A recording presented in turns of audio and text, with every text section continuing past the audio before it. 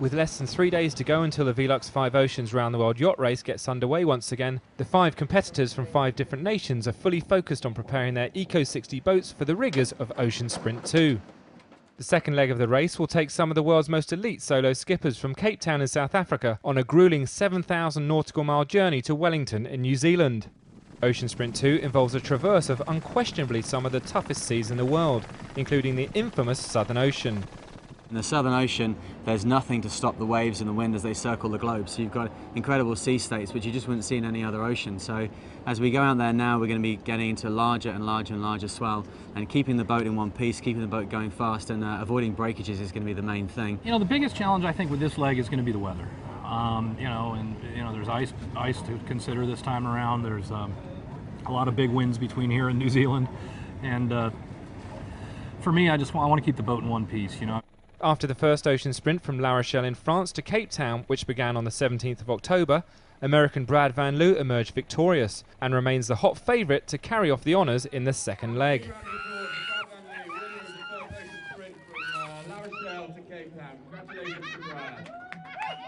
Again, just like the last leg, I'm going to go out there and try to sail smart and to sail safe, and if I end up on the right side of a couple of weather scenarios that put me out in the lead, I think it would go pretty well that way.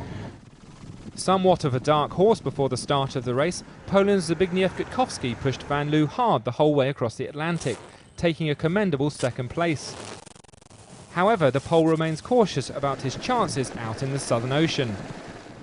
Brad and the rest guys, I don't know, it's another story. I have to see what's going on around me, with the weather system. I hope so, making a good job and good simulation and tactician for the next leg. Should be better, but I don't know. I'm not the wizard, you know. Canadian Derek Hatfield clinched the final podium position in the opening stage of the race, and the 57-year-old feels he might be able to step up a gear from now on. I'm not going to jinx myself by saying that I can win it, but I'm going to push harder, and I think if all goes well, my presence closer to the front will be felt by Brad and Gutek and whoever else is there. So I'm going to push a little harder. Mentally, I'm in a much better place than I was when I left France. I watched my coffee rations, and physically, I'm feeling much better. Of course, going to New Zealand is a real treat for me, because the children will be waiting for me there, so I'm really motivated to get there quickly. Hatfield had been pushed relentlessly in Ocean Sprint 1 by Chris Stanmore Major in his first attempt at a solo round-the-world race. The Briton continues to face a steep learning curve, but remains optimistic about his chances.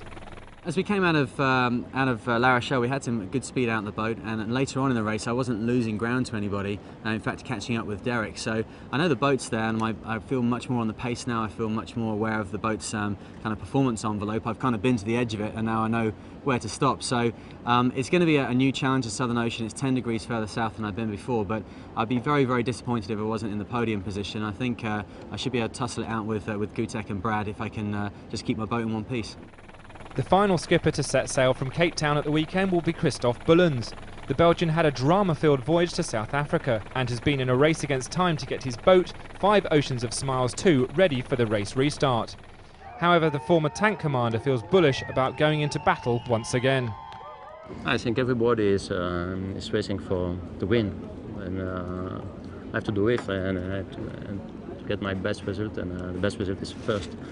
But we will see. I never make a prognostic in advance, so we will see. And yeah, we are with 5 people, and every 5 is fighting to win.